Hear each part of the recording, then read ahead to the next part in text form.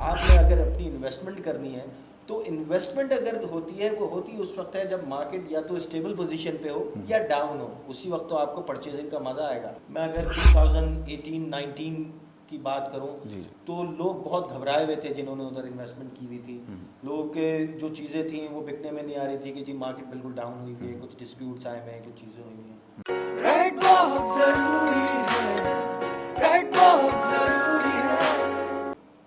अस्सलामुअलैकुम, मेरा नाम है यूसुफ सिद्दीकी और मैं हाज़िर हूँ एक नई वीडियो के साथ। नाज़रीन, आज की वीडियो में हमने बात करनी है कराची को जो जनरल रियल एस्टेट मार्केट जिस तरह से परफॉर्म कर रही है, इसके बारे में हम डिस्कस करेंगे हमारे प्रॉपर्टी कंसल्टेंट उबैदुर रहमान साहब के साथ। वीडियो में आगे बढ़ने से पहले मैं चाहूँगा कि हमारी वीडियो को लाइक कर दें और हमारे चैनल को सब्सक्राइब कर दें ताकि हमारी वीडियोज़ इसी तरह आप तक पहुँचती रहें। तो नाज़रीन, जैसे टॉपिक की मैंने बात की कि यार जनरल रियल एस्टेट मार्केट किस तरह से परफॉर्म कर रही है, उसके ऊपर हमने डिस्कस करने के लिए अपने प्रॉपर्टी कंसल्टेंट उबैदुर रहमान साहब को दावत दी है। तो अस्सलाम वालेकुम उबैद साहब। वालेकुम अस्सलाम। कैसे हैं सर आप? खैरियत से? अल्हम्दुलिल्लाह, अल्लाह ताला की बड़ी मेहरबानी। आप बताइए? खैरियत मैं से? बिल्कुल ठीक ठाक हूँ उबैद साहब। जैसे कि आपने टॉपिक सुन लिया है कि जनरल रियल एस्टेट मार्केट में आजकल पॉलिटिकल मामला देख लें या प्रॉपर्टी सुनने में आ रहा है स्लो चल रही है, तो इसके ऊपर मैं सर आपकी गहरी नज़र जानना चाहूँगा। कोशिश करेंगे कि जी। जो गहरी नज़र है वो सही तरीके से जो बिल्कुल है वो बिल्कुल पॉइंट बिल्कुल। हो जाए। थिंग इज़ कि हमने सबसे पहले ये चीज़ देखनी होगी कि यस, जैसा आपने अभी कहा कि पाकिस्तान की अगर हम पॉलिटिकल कंडीशंस को जी, जी। देखें तो इस वक्त कुछ गैर मुनासिब है। ठीक। अच्छा, मगर मैं इसकी अगर ये बात करूँ तो पाकिस्तान की हिस्ट्री ऐसी ही चलती है। बिल्कुल ऐसी है हमारे सर। पॉलिटिकल कंडीशंस कभी अच्छी होती हैं, कभी गैर मुनासिब होती हैं। ये नॉर्मल प्रैक्टिस आप ये ही कह रहे नॉर्मल हैं। प्रैक्टिस है सही इवन सही की। सही। बिल्कुल आपने सही बात कही। तो उस हवाले से अगर मैं प्रॉपर्टी की बात देखूं, यस थोड़ा सा लोगों में जो है वो कन्फ्यूजन है, बट वो कन्फ्यूजन लॉन्ग टर्म नहीं है। सही। वो सबको पता है कि हाँ जी, आज नहीं तो कल जब ये पॉलिटिकल मामला जो है बेहतरी की तरफ आएंगे तो जाहिर है लोग जो इंटरेस्ट रखते हैं अपनी इन्वेस्टमेंट पे या अपनी रहाइश के लिए, वो उन चीज़ों के लिए आगे होंगे। ठीक है। मगर इसके अलावा हमने थोड़ा सा इस चीज़ पे भी जो है फोकस रखना होगा कि जो प्रॉपर्टी की मार्केट है वो अगर आप उसकी हिस्ट्री उठा लें वो इसी तरह ही बिहेव करती है कि जो एक मुकालमा है, कभी नरम कभी गरम ऐसे ही। वाला जो मामला जी, होता है कि कभी प्रॉपर्टी की वैल्यूज़ काफ़ी ऊपर गई हुई होती हैं कभी प्रॉपर्टी जो है वो अपनी नॉर्मल कंडीशन पे होती है, डाउन लेवल। ठीक है ठीक है, ऐसी है। बट अगर मैं इतनी बात करूं कि जब से पाकिस्तान बना, स्पेशली पाकिस्तान बनने से आज तक जो 74-75 साल की हमारी हिस्ट्री है, उसमें हम ये नहीं कह सकते कि प्रॉपर्टी की वैल्यू सिर्फ डी वैल्यू हुई है। ऐसा नहीं हुआ। अगर ऐसा होता तो आज जो हमारे सामने कई एक एग्जांपल्स हैं जो प्रॉपर्टी से रेंज से बाहर हो चुकी हैं चीज़ें। मतलब रेंज से बाहर भी हो चुकी हैं और बहुत सारे हमारे पास ऐसे एग्जांपल्स हैं लोगों की जो प्रॉपर्टी से अपने आप को बना मतलब बहुत चुके कुछ हैं। बना लिया। ऐसे ही है, ठीक बिल्कुल है? ऐसे ही। सो वो उसका यही है। अगर मैं इस वक्त की क्राइटेरिया की बात करूं, यस अगर मार्केट स्लो है तो ये सबसे बड़ा एडवांटेज है। लोग असल में इस चीज़ को समझते नहीं हैं। आपने अगर अपनी इन्वेस्टमेंट करनी है तो इन्वेस्टमेंट अगर होती है वो होती उस वक्त है जब मार्केट या तो स्टेबल पोजीशन पे हो या डाउन हो, उसी वक्त तो आपको परचेजिंग का मज़ा आएगा। ऐसे ही। मैं अपने तमाम नाजरीन को ये सजेस्ट करना चाहूँगा इवन कि जो प्रॉपर्टी ख़रीदना चाहते हैं ये इस वक्त बेस्ट टाइम है प्रॉपर्टी परचेजिंग का, क्योंकि जैसे ही ये हालात मामला पॉलिटिकल मामला बेहतर होंगे, कंडीशंस जो है बेहतरी की तरफ आएंगी तो ये प्रॉपर्टी वैल्यू आज आप खुद अपने मुंह से कह रहे हैं कि जी आज वो रेंज से बाहर हो गई ऐसे ही, तो ये डे बाय डे ऐसे ही होगा। सही। और आज जो आपने चीज़ खरीद ली इंशाल्लाह उसका ROI आपको एक अच्छे उसमें आएगा कि आप जब अपना रिटर्न ऑफ इन्वेस्टमेंट को देख रहे होंगे तो वो एक अच्छी ग्रोथ के साथ होगा। ठीक है? ठीक। तो इस चीज़ को पॉलिटिकल को जो है वो हमें इसके साथ अगर हम जोड़ें तो मेरी नज़र से वो गैर थोड़ा सा मुनासिब गैर मुनासिब है। सही। यस कि ये तो एडवांटेज है कि अगर इस वक्त प्रॉपर्टी वैल्यू डाउन है तो आए इन्वेस्ट करें। इवन मैं अगर एग्जांपल आपको दूं इस वक्त प्रैक्टिकल, तो हमारे जितने भी ओवरसीज़ क्लाइंट्स हैं, जो हमारे भाई हैं जो पाकिस्तान से बाहर रहते हैं, आपको पता है पिछले 2 साल जो है वो कोविड में गुजरे। अब ये टाइम है जब वो लोग जो है वो आ रहे हैं अपने मुल्क में, अपने प्यारों से मिलने आ रहे हैं। बिल्कुल ऐसी है। तो उन लोगों का भी एक वो यही है कि यार अब हम आ रहे हैं तो इस चीज़ को भी जो है वो रखें। तो अल्हम्दुलिल्लाह इस वक्त अगर मैं मार्केट की बात करूँ ऐसा नहीं है बिल्कुल डाउन है। हमारे ओवरसीज़ क्लाइंट बहुत ज़्यादा जो है वो तो टाइमिंग यही है कि रमज़ान से पहले लोग आते हैं ओवरसीज़ पाकिस्तान। एग्जैक्टली, रमज़ान है उसके बाद आपकी बकरा ईद आ जाती है। तो ये 2 इवेंट्स ऐसे होते हैं जिसमें जो हमारे ओवरसीज़ क्लाइंट हैं उनकी काफ़ी ट्रैवलिंग होती है। और इस वक्त मैं अगर बात करूँ अल्हम्दुलिल्लाह बहुत अच्छी बहुत कंडीशन अच्छी। है उस हवाले से। ज़बरदस्त। उबैद साहब, आपने कराची को बड़ा अच्छा डिफ़ाइन किया हमारे नाज़रीन के लिए। सर, बहरिया एक बहुत बड़ी मार्केट है, इंटरनेशनल प्रोजेक्ट चल रहा है, वो समझ लें एक तरह से। अगर कराची एक बड़ी मार्केट है, उसी तरह बहरिया भी पैरेलल चल रहा है साथ में। बहरिया को क्या समझते हैं सर, इस वक्त क्या मामलात वहाँ चल रहे हैं? क्या वहाँ पे भी मार्केट इसी तरह से स्लो चल रही है, जो एक वर्ड चल सुनते हैं हम कि स्लो है मार्केट? बहरिया के ऊपर सर कॉमेंट कीजिएगा। अच्छा, जैसे अभी आपने कहा कि स्लो, तो जाहिर है बहरिया भले वो एक इंडिविजुअल एक इदारा है, बट है तो वो पाकिस्तान का हिस्सा है। तो हम इस वक्त अगर ओवरऑल पाकिस्तान की बात करें तो यस, उधर भी थोड़ा सा इम्पैक्ट है। सही। But end of the day जैसे मैंने अभी आपको बताया कि ये फ़ायदेमंद चीज़ें हैं। सही। ये वो चीज़ें हैं जो आगे आपको ज़्यादा ऊंचाई की तरफ लेके जाएंगी। ठीक। मार्केट का डाउन होना अभी आपने थोड़े अरसे पहले ही देखा होगा कि यही आवाज़ें थी कि जी मार्केट बिल्कुल गिर गई, बिल्कुल ऐसे ही है, डाउन हो बिल्कुल गई। ऐसे ही है। मैं अगर 2018-19 की बात करूं जी जी। तो लोग बहुत घबराए हुए थे जिन्होंने उधर इन्वेस्टमेंट की हुई थी।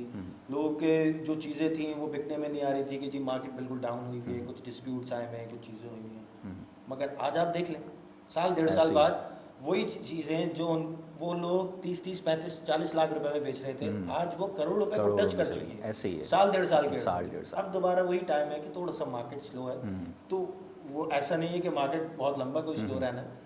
ये इंशाल्लाह ईद, अपकमिंग बकरा डेज ईद। में ईद तक, ईद के फ़ौरन बाद ये मार्केट सही। इतना बूम करेगी कि इवन कि अभी भी अगर कोई इन्वेस्टमेंट करने वाला होगा बहरिया भी, तो वो इंशाल्लाह ताला आफ्टर ईद या आफ्टर बकरा ईद उसको एक अच्छा रिटर्न ऑफ ठीक इनकम अपना जो ठीक। तो वैसे साहब, आपने थोड़ा इशारतन नाज़रीन को बता दिया कि ये बड़ा मुनासिब टाइम है इन्वेस्टमेंट करने का, क्योंकि ईद के बाद और बकरा ईद के बाद तो रेट्स ऊपर जाने ही हैं। सर, M9 एक बहुत बड़ी मार्केट है, वहाँ पे बड़े प्रोजेक्ट्स बन रहे हैं। हम ASF सिटी के बारे में काफ़ी बात करते हैं। ASF सिटी में सर 125 गज़ का प्लॉट जो है तकरीबन 27-28 लाख का है। बहरिया टाउन कराची में भी जो अच्छे अली ब्लॉक वगैरह हैं 70-80 लाख का कैश पे मिल रहा है। DHA फेज़ 9 में तकरीबन 60 को अब टच कर रहा है, वो भी कैश पे। सर, ASF सिटी के बारे में थोड़ा सा आवाम को बता सकते हैं कि वहाँ पे आवाम कितना अभी स्पेस मौजूद है आवाम की इन्वेस्टमेंट के लिए?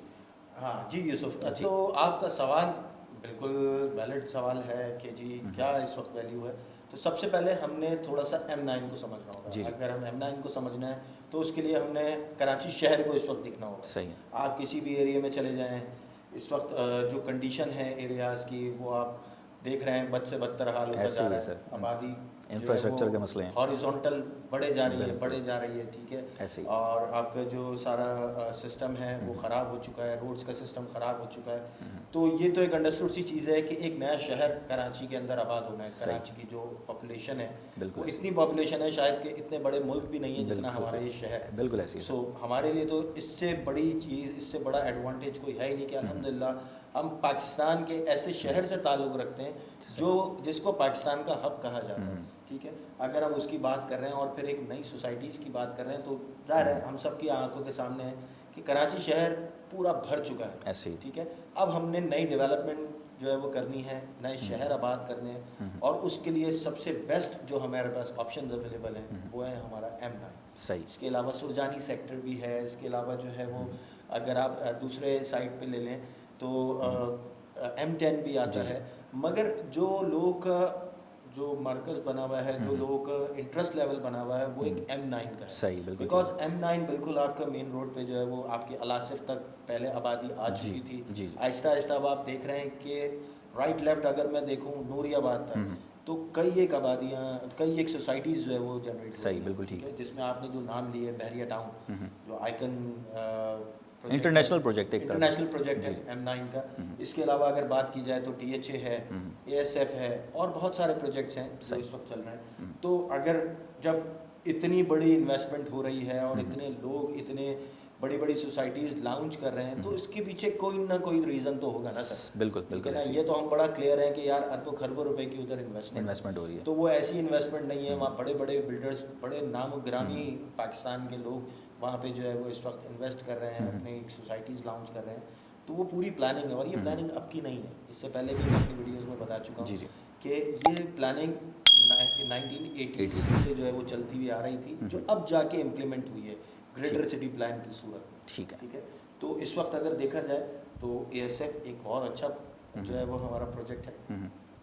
अच्छा, उसके अच्छाई इस पे भी है। मैं अगर बहरिया को कंपेयर करूं, बहरिया जो है वो एक प्राइवेट इदारा है, मलिक रियाज साहब उसको ओन करते हैं। बिल्कुल। ठीक है, वो एक अपने हिसाब से चीज़ें लेके चलते हैं। सही है। ठीक है, अगर मैं एएसएफ की बात करूं तो एएसएफ आपका एक इदारे का प्रोजेक्ट है, एयरपोर्ट प्लस पॉइंट सिक्योरिटी है फोर्सेस जी। ये एक बहुत बड़ा प्लस पॉइंट है ठीक आपके लिए, ठीक है।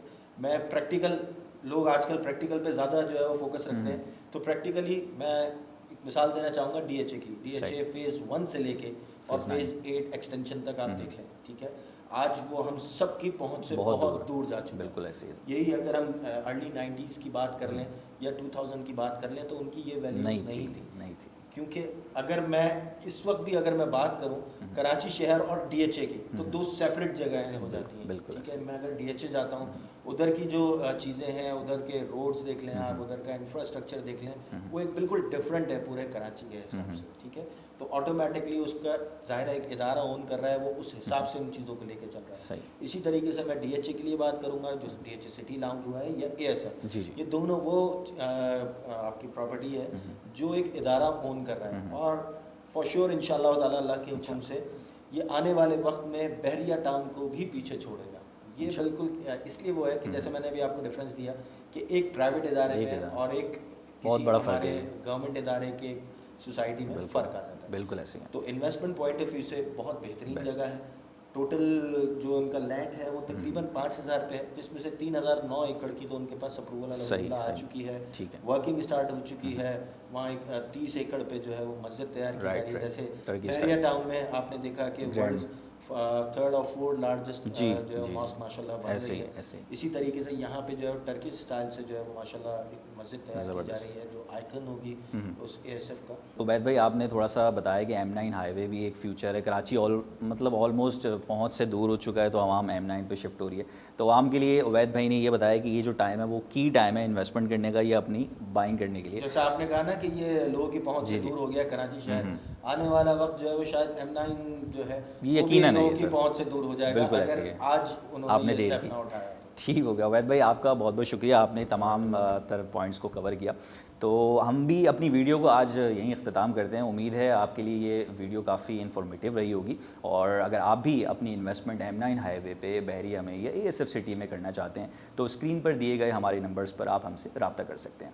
तो अपने होस्ट यूसुफ सिद्दीकी को दीजिए इजाज़त। अल्लाह हाफ़िज़।